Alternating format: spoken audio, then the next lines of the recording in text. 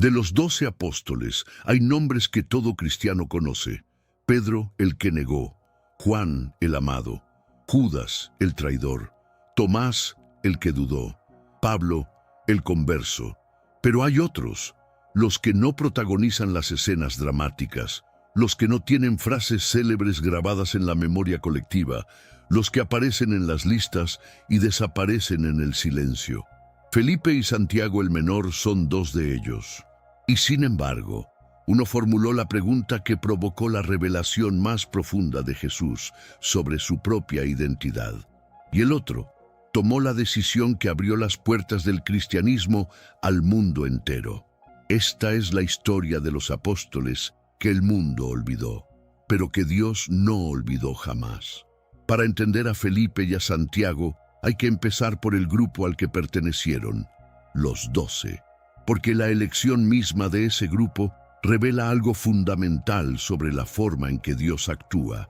Jesús pudo haber elegido a los mejores, a los más preparados, a los más cultos, a los más influyentes. Jerusalén tenía escuelas rabínicas llenas de jóvenes brillantes que memorizaban la Torá completa y discutían con elegancia las sutilezas de la ley. Jesús no eligió a ninguno de ellos. Fue al lago de Galilea y eligió pescadores. Fue a una caseta de impuestos y eligió a un publicano. Fue a las filas del nacionalismo violento y eligió a un celote, hombre sin formación teológica, sin conexiones políticas, sin más credencial que su disponibilidad.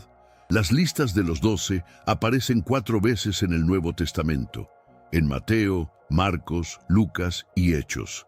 Las listas no son idénticas en el orden, pero hay constantes. Pedro siempre es el primero, Judas Iscariote siempre es el último, y en el medio, ese territorio que no es ni cumbre ni abismo, están los nombres que la mayoría de los cristianos no podría recitar de memoria: Felipe, Bartolomé, Mateo, Tomás, Santiago hijo de Alfeo, Simón el celote, Judas Tadeo. Los apóstoles del medio de la lista, los que no son primeros ni últimos, los fieles, los constantes, los que están allí sin hacer ruido, como los pilares de un edificio que nadie mira, pero sin los cuales todo se derrumba. Felipe y Santiago, hijo de Alfeo, son 2 de esos pilares, y sus historias, aunque diferentes, comparten una verdad que el Evangelio no se cansa de repetir. Dios no necesita héroes, necesita disponibles. Felipe era de Betsaida, la misma ciudad de Pedro y Andrés, una aldea de pescadores en la orilla norte del lago de Galilea. Su nombre es griego, Filipos, que significa amante de caballos. En una región donde se cruzaban la cultura judía y la helenística, un nombre griego no era raro, pero es significativo. Felipe estaba en la frontera entre 2 mundos, y esa posición fronteriza definiría todo su papel en la historia del Evangelio. El llamado de Felipe es el más escueto de los Evangelios. Juan 1:43. Jesús decidió partir hacia Galilea, encontró a Felipe y le dijo: «Sígueme». 2 palabras, sin preámbulos, sin explicaciones, sin la escena dramática que acompaña al llamado de Pedro, las redes abandonadas, o de Mateo, la mesa de impuestos dejada atrás. Solo una orden y una obediencia. Jesús lo encontró, le dijo: «Sígueme». Felipe siguió. Pero lo que hizo inmediatamente después revela su carácter mejor que cualquier descripción. No se quedó con la experiencia para sí mismo. Fue a buscar a Natanael, probablemente un amigo, un vecino, alguien con quien compartía la esperanza mesiánica, y le dijo con la urgencia de quien ha encontrado un tesoro: «Hemos encontrado a aquel de quien escribieron Moisés en la ley y los profetas, Jesús de Nazaret, hijo de José». La respuesta de Natanael fue la de cualquier judío sensato: ¿de Nazaret puede salir algo bueno? Nazaret era una aldea insignificante, no aparecía en las profecías, no tenía prestigio. La pregunta de Natanael era legítima, y Felipe, en lugar de ofenderse o argumentar, respondió con 3 palabras que se han convertido en el método evangelizador más eficaz de la historia: «Ven y ve». No dijo: Te lo explico. No dijo, confía en mí. No dijo, lee las Escrituras y verás que tengo razón. Dijo, ven y ve. Compruébalo tú mismo. No te pido que creas en mi palabra. Te pido que lo mires con tus propios ojos. Felipe no era un teólogo, era un testigo. Y el testigo no argumenta, muestra. Natanael fue, vio y creyó. Cuando Jesús demostró que lo conocía antes de que Felipe lo llamara, antes de que Felipe te llamara, cuando estabas bajo la higuera te vi, Natanael exclamó, Rabí, tú eres el Hijo de Dios, tú eres el Rey de Israel. La fe de Natanael nació de la invitación de Felipe. Sin Felipe no hay Natanael. Sin el apóstol que nadie recuerda, falta un discípulo en el grupo. Felipe reaparece en uno de los episodios más célebres del Evangelio, y su papel en la escena revela otra faceta de su personalidad. Juan 6. Jesús está en la orilla del lago de Galilea. Una multitud de 5,000 personas lo ha seguido porque ha visto las señales que hacía con los enfermos. La gente tiene hambre. Jesús alza los ojos, ve la multitud y se vuelve hacia Felipe con una pregunta. ¿Dónde compraremos pan para que coman estos? ¿Por qué Felipe? Había 12 apóstoles. ¿Por qué dirigirle a él la pregunta? El Evangelio aclara, decía esto para probarlo, porque él sabía lo que iba a hacer. Era un examen, y Felipe era el examinado. La respuesta de Felipe es deliciosamente humana. Hace cálculos, evalúa, mide. 200 denarios de pan no bastarían para que cada uno recibiera un poco. 200 denarios, el salario de 8 meses de un trabajador. Felipe es el hombre práctico del grupo, el que piensa en logística mientras los demás piensan en milagros. El que mira la realidad con los ojos del sentido común y concluye honestamente que la situación no tiene solución. Y tiene razón. Desde el punto de vista humano, las cuentas no cierran. 5,000 personas, 5 panes, 2 peces. Es absurdo, es imposible. Es exactamente el tipo de situación donde Dios trabaja mejor. Jesús toma los panes, da gracias, los distribuye. Todos comen. Sobran 12 canastos. La lección para Felipe, el calculista, el pragmático, el que hace cuentas, es demoledora. Cuando tus números dicen que es imposible, Dios multiplica. El milagro no niega la aritmética de Felipe, la trasciende. Y Felipe, que había contado los denarios, ahora cuenta los canastos sobrantes y comprende que hay una matemática que excede la suya. Pero el momento supremo de Felipe en los evangelios ocurre en la noche más sagrada de la historia, la última cena, el cenáculo. Jesús se está despidiendo de los suyos. El ambiente es denso de emoción y de presagios. Jesús ha lavado los pies a los apóstoles, ha anunciado la traición de Judas, ha instituido la Eucaristía y ahora habla de su partida con palabras que los discípulos no terminan de comprender. Voy a prepararos un lugar. Conocéis el camino a donde voy. Tomás lo interrumpe. Señor, no sabemos a dónde vas. ¿Cómo vamos a conocer el camino? Jesús responde con una de las frases más definitivas de toda la Escritura. Yo soy el camino, la verdad y la vida. Nadie va al Padre sino por mí. Y entonces habla Felipe. Señor, muéstranos al Padre y nos basta. Detente en esa frase. Escúchala con los oídos de quien la pronunció. Felipe no está siendo insolente. No está desafiando a Jesús.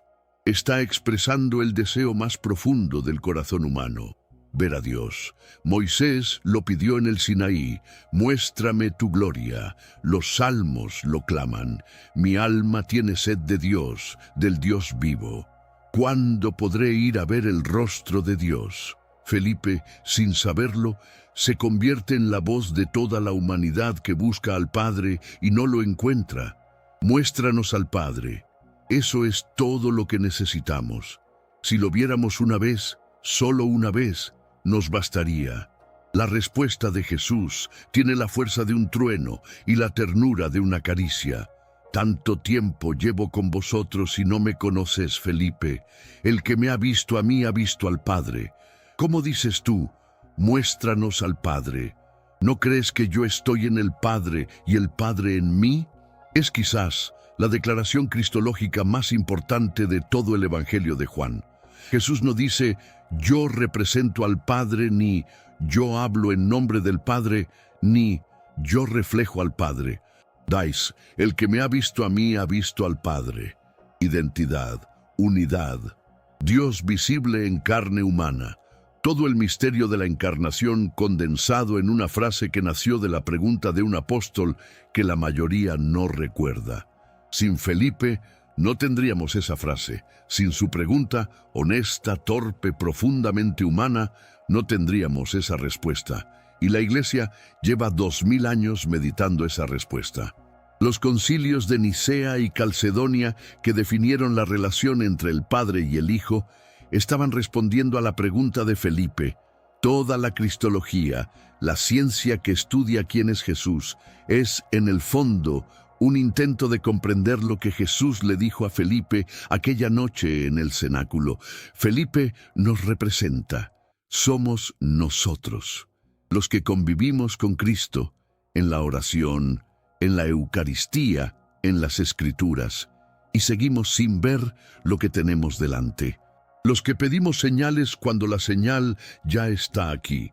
Los que buscamos al Padre en el cielo cuando el Padre está en el rostro de Cristo.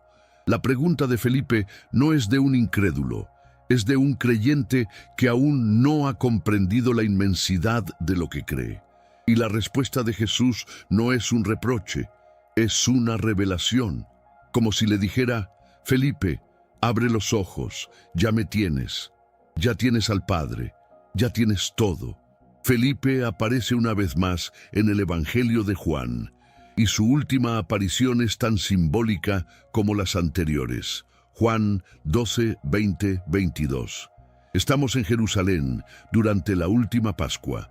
Unos griegos, gentiles que han venido a la fiesta, probablemente prosélitos atraídos por el judaísmo, se acercan a Felipe con una petición. Señor, queremos ver a Jesús. ¿Por qué se dirigen a Felipe y no a otro apóstol? Probablemente por su nombre griego. En una multitud de galileos con nombres hebreos, el hombre que se llama Filipos es la puerta natural para un griego que no sabe a quién dirigirse. Felipe está en la frontera, como siempre, con un pie en el mundo judío y otro en el helenístico. Es el mediador natural. Felipe no los lleva directamente a Jesús. Primero va a Andrés, otro apóstol con nombre griego también de Betsaida, y juntos llevan a los griegos ante el Maestro. Es un gesto que revela prudencia. Felipe no actúa solo. Busca compañía, consulta, camina en comunidad. Pero el significado del episodio trasciende la anécdota. Los griegos querían ver a Jesús, y su petición es la petición de todo el mundo gentil que llama a la puerta de la fe. Es el primer momento del Evangelio en que los paganos buscan a Cristo, y quien abre la puerta es Felipe, el apóstol de la frontera. El hombre que lleva a Natanael a Jesús, que lleva a los griegos a Jesús, que siempre está conectando personas con Cristo, como un puente viviente entre los que buscan y aquel que es buscado. Después de Pentecostés, Felipe desaparece del relato de los hechos, pero la tradición recoge su historia con detalles que la arqueología moderna ha comenzado a confirmar. Las fuentes más antiguas sitúan a Felipe en Frigia, una región del interior de Asia Menor, la actual Turquía. Eusebio de Cesarea, el primer historiador de la Iglesia, escribe en el siglo IV que Felipe vivió en Hierápolis con sus hijas vírgenes, que eran conocidas como profetisas. La confusión con Felipe el diácono de Hechos 8, que también tenía hijas profetisas, ha generado siglos de debate entre los estudiosos, pero la tradición apostólica es constante. El apóstol Felipe predicó y murió en Hierápolis. Su martirio, según las fuentes más extendidas, fue la crucifixión, crucificado cabeza abajo como Pedro durante la persecución de Domiciano alrededor del año 80. Algunas tradiciones añaden que fue crucificado al lado de un templo dedicado a la serpiente, símbolo pagano que Felipe habría combatido con su predicación. El detalle es elocuente. El apóstol, que toda su vida fue puente entre el mundo judío y el gentil, muere en territorio gentil, enfrentando los mismos ídolos que su predicación intentaba derribar. En 2011, un equipo de arqueólogos italianos anunció el descubrimiento de una tumba del siglo I en las ruinas de Hierápolis, que coincide con la descripción que las fuentes antiguas dan de la tumba de Felipe. El hallazgo no es una prueba absoluta. La arqueología rara vez ofrece certezas, pero es una confirmación sorprendente de que la tradición, tantas veces despreciada como leyenda, tenía los pies en la tierra. Felipe, el hombre de las preguntas, el mediador, el puente, descansa probablemente en las ruinas de una ciudad que él mismo ayudó a evangelizar, a miles de kilómetros de Betsaida, a miles de kilómetros del lago donde Jesús lo encontró y le dijo dos palabras que cambiaron su vida: sígueme. Y ahora debemos cruzar hacia el otro apóstol que comparte esta fiesta.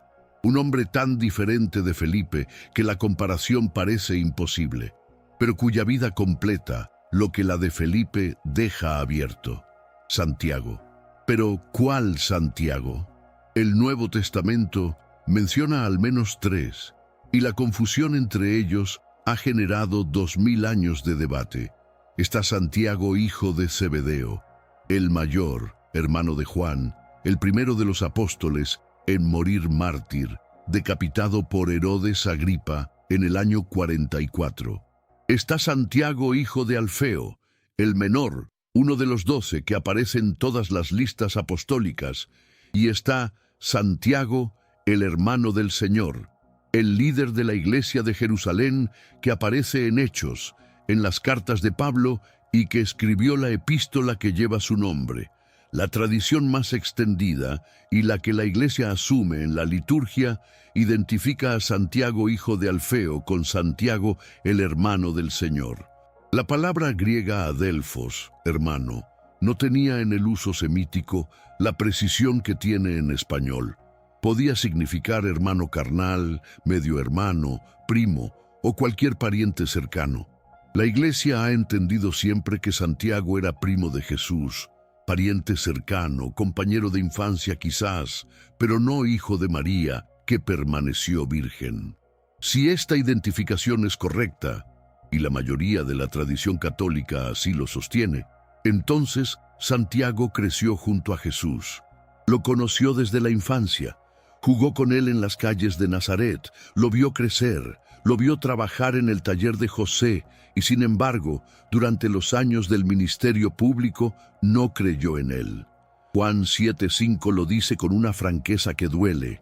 Ni siquiera sus hermanos creían en él. Santiago, el que lo conocía mejor que casi nadie, el que había compartido mesa y camino con él durante décadas, no creía que su primo fuera el Mesías. El conocimiento cercano, paradójicamente, se había convertido en obstáculo. ¿Cómo puede ser el Hijo de Dios alguien con quien jugaste de niño? ¿Cómo puede ser el Salvador alguien cuyas manos has visto manchadas de serrín? Pero algo ocurrió que cambió todo. Pablo, en la primera carta a los Corintios, al enumerar las apariciones del resucitado, incluye un dato que no aparece en ningún evangelio. Después se apareció a Santiago, una aparición privada, individual, sin testigos. Cristo resucitado, visitando personalmente al primo que no había creído en él, como si la resurrección tuviera una cuenta pendiente con aquel hombre en particular. No sabemos qué se dijeron. No sabemos qué vio Santiago en el rostro del resucitado.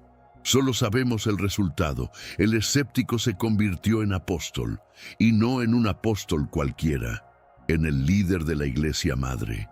Lo que Santiago construyó en Jerusalén después de Pentecostés es uno de los capítulos más importantes y menos conocidos de la historia del cristianismo. Pedro era la roca, Pablo era la llama, Santiago era el ancla. Mientras Pedro viajaba a Antioquía, a Roma, a los confines del mundo conocido, y mientras Pablo abría caminos nuevos por Asia Menor, Grecia y el Mediterráneo, Santiago se quedó en Jerusalén, en la ciudad donde Jesús había muerto y resucitado, en la ciudad donde el templo seguía en pie y la comunidad judía miraba a los nazarenos con una mezcla de curiosidad y hostilidad creciente. Alguien tenía que estar allí, alguien tenía que mantener la comunidad unida, negociar con las autoridades judías, resolver los conflictos internos que inevitablemente surgían entre judíos convertidos y gentiles recién llegados a la fe. Ese alguien fue Santiago.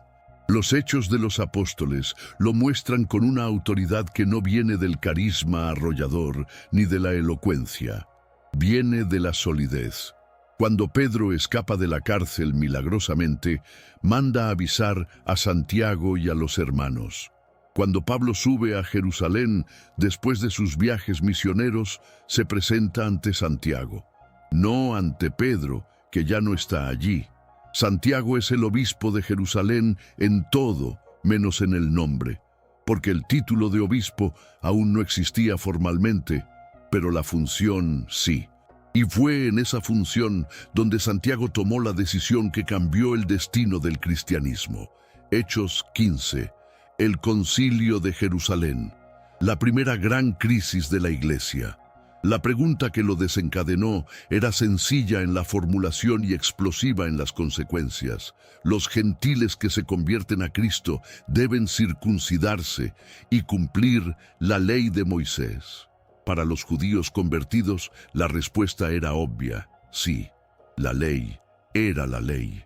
Dios la había dado a Moisés. Jesús mismo la había cumplido. ¿Cómo podía alguien entrar en la alianza sin pasar por la circuncisión? Para Pablo y Bernabé, que habían visto a miles de gentiles abrazar la fe sin ningún deseo de volverse judíos, la respuesta era igualmente obvia. No, la fe en Cristo bastaba. Imponer la ley mosaica a los gentiles era poner un yugo que ni los propios judíos habían podido llevar. La discusión fue intensa. Pedro habló, contó su experiencia con Cornelio, el primer gentil convertido. Pablo y Bernabé hablaron, relataron los signos y prodigios que Dios había obrado entre los gentiles. Pero la palabra final la tuvo Santiago. Se levantó, citó las Escrituras, el profeta Amós, que hablaba de un día en que el resto de los hombres buscaría al Señor, todas las naciones sobre las cuales ha sido invocado mi nombre, y pronunció el veredicto. Mi parecer es que no se debe molestar a los gentiles que se convierten a Dios. No se debe molestar. La frase parece suave, pero su contenido es una revolución. Santiago estaba diciendo, no hace falta ser judío para ser cristiano. La fe no necesita pasaporte étnico. La gracia no exige circuncisión. Cristo es para todos, judíos y griegos, circuncisos e incircuncisos, bárbaros y escitas, esclavos y libres. Si Santiago hubiera decidido lo contrario, si hubiera exigido que los gentiles se circuncidaran y cumplieran la ley, el cristianismo se habría quedado como una secta judía. Habría crecido un poco, quizás, pero no habría conquistado el Imperio Romano. No habría cruzado los océanos. No habría llegado a América, a Asia, a África. Los 2.000 millones de cristianos que existen hoy deben su fe, en última instancia, a la decisión de un hombre en una sala de Jerusalén que dijo, dejadlos entrar. Santiago no solo gobernó la iglesia, también le escribió. La epístola de Santiago es el texto más práctico del Nuevo Testamento. No tiene la densidad teológica de Pablo ni la altura mística de Juan. Tiene algo mejor, tiene las manos manchadas de vida cotidiana. Santiago escribe sobre el control de la lengua, sobre el cuidado de los huérfanos y las viudas, sobre el peligro de la riqueza, sobre la oración por los enfermos, sobre la paciencia en el sufrimiento. Es un manual de vida cristiana escrito por un hombre que conocía la vida, no desde un escritorio, sino desde la trinchera. Pero hay una frase que le ganó un enemigo póstumo formidable. Capítulo 2, versículo 26. Así como el cuerpo sin espíritu está muerto, así también la fe sin obras está muerta. Cuando Martín Lutero leyó esa frase, la llamó epístola de paja, una expresión de desprecio que revela más sobre Lutero que sobre Santiago. Para Lutero, la salvación venía por la sola fe, sola fide, y la insistencia de Santiago en las obras parecía contradecir directamente a Pablo, que había escrito a los romanos: el hombre es justificado por la fe, sin las obras de la ley. Pero la contradicción es aparente. Pablo y Santiago hablan de cosas diferentes con las mismas palabras. Cuando Pablo dice obras, se refiere a las obras de la ley mosaica, la circuncisión, las normas alimentarias, los rituales de purificación. Esas obras no salvan. Cuando Santiago dice obras, se refiere a las obras de caridad: dar de comer al hambriento, vestir al desnudo, visitar al enfermo. Esas obras no salvan por sí mismas, pero son la manifestación necesaria de una fe viva. Una fe que no produce caridad no es fe, es palabrería, es como un árbol que nunca da fruto, algo está podrido en la raíz. Pablo y Santiago no se contradicen, se complementan. Pablo es la raíz, la fe que justifica. Santiago es el fruto, las obras que demuestran que la raíz está viva. Juntos forman la imagen completa, una fe que salva y que se manifiesta en amor. Quitar a Pablo es quedarse sin raíz, quitar a Santiago es quedarse sin fruto. La Iglesia necesita a los dos. La tradición sobre los últimos años de Santiago en Jerusalén pinta el retrato de un hombre cuya santidad era tan extrema que incluso sus enemigos la reconocían. Lo llamaban el justo, Hatzadik en hebreo. No solo los cristianos. Los judíos que no creían en Jesús respetaban a aquel hombre que vivía como un nazireo, no bebía vino, no comía carne, no se cortaba el pelo. Su vida era la oración. Pasaba horas arrodillado en el templo de Jerusalén, el mismo templo donde Jesús había enseñado, donde había expulsado a los mercaderes, donde había anunciado su destrucción. Santiago rezaba allí por la conversión de Israel con una insistencia que no conocía el descanso. Cuando prepararon su cuerpo después de la muerte, descubrieron algo que se convertiría en leyenda. Sus rodillas estaban cubiertas de callos tan gruesos y endurecidos que parecían las rodillas de un camello. Décadas de oración arrodillada sobre la piedra del templo habían transformado su piel en cuero. Eusebio de Cesarea, Hegesipo y otros historiadores antiguos registran este detalle con la sobriedad de quien constata un hecho médico. No era metáfora. Era la marca física de una vida consumida en la oración, y fue precisamente esa santidad la que selló su destino. En el año 62, el sumo sacerdote Anás II, hijo de aquel Anás que había participado en el juicio de Jesús, aprovechó un vacío de poder. El procurador romano Festo había muerto y su sucesor Albino aún no había llegado. En ese breve interregno, Anás vio su oportunidad de eliminar al líder de los nazarenos sin interferencia romana. Ordenó que Santiago fuera llevado al pináculo del templo, el punto más alto de Jerusalén, el borde del muro que caía en precipicio sobre el valle del Cedrón. Allí, ante una multitud reunida para la Pascua, le exigieron que renunciara públicamente a su fe en Jesús. Era el momento perfecto para una retractación pública. El líder de los nazarenos, desde lo alto del templo, negando a su primo ante todo Israel. Santiago se puso de pie en el borde del abismo. Miró a la multitud. Y en lugar de negar, proclamó con una voz que resonó sobre el valle: ¿Por qué me preguntáis sobre el Hijo del Hombre? Él está sentado en el cielo a la derecha del poder y vendrá sobre las nubes del cielo. Lo arrojaron. La caída desde el pináculo del templo era de más de 30 metros. Debería haberlo matado, pero Santiago sobrevivió, malherido, sangrando, con los huesos rotos, pero vivo.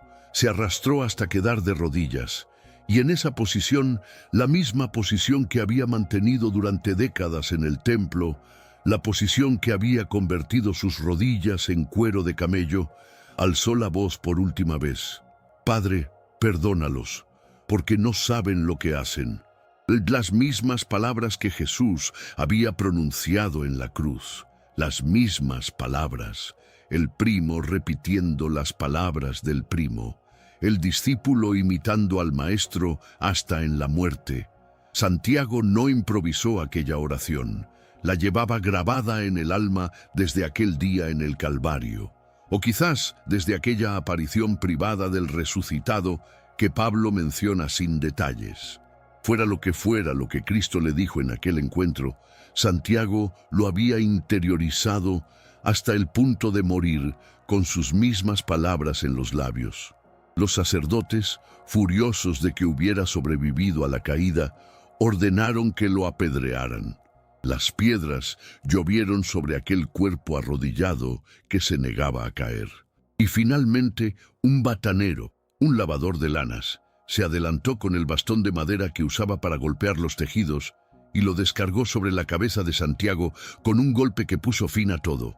Santiago el Justo, el hermano del Señor, el primer obispo de Jerusalén, el hombre que abrió las puertas de la iglesia al mundo entero, murió como había vivido, de rodillas, rezando, perdonando. ¿Por qué la iglesia celebra a Felipe y a Santiago juntos? La razón histórica es sencilla. Sus reliquias fueron depositadas juntas en la Basílica de los Santos Apóstoles de Roma, originalmente el 1 de mayo, ahora el 3. Cuando dos santos comparten sepulcro, comparten fiesta. Es la lógica de la liturgia, pero hay algo más profundo que la coincidencia de las reliquias. Felipe es la pregunta, Santiago es la respuesta. Felipe busca, muéstranos al Padre. Santiago actúa. La fe sin obras está muerta. Uno representa la dimensión contemplativa de la fe, la búsqueda del rostro de Dios, el deseo de ver, de comprender, de encontrar. El otro representa la dimensión práctica, la fe que se traduce en decisiones, en gobierno, en caridad, en sangre derramada. Felipe es el puente, el hombre que conecta a Natanael con Jesús, a los griegos con Jesús, a los que buscan con aquel que es buscado.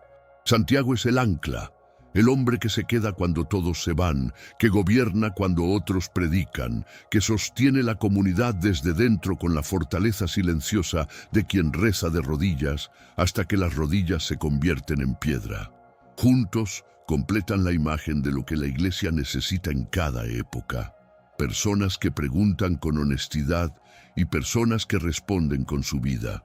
Buscadores y hacedores, contemplativos y activos. Los que dicen, ven y ve, y los que dicen, la fe sin obras está muerta. No sobra ninguno. Faltan los dos. La iglesia los celebra cada 3 de mayo. Felipe es patrono del Uruguay y de varias diócesis que llevan su nombre. Santiago el Menor es venerado especialmente por la Iglesia de Jerusalén y por los cristianos del Oriente Medio, que lo consideran su padre fundador, el eslabón que los conecta directamente con Jesús de Nazaret. En la Basílica de los Santos Apóstoles de Roma, esa iglesia que pocos turistas visitan, pero que guarda uno de los tesoros más antiguos de la cristiandad, sus reliquias descansan juntas, como juntos compartieron la misión y la fiesta.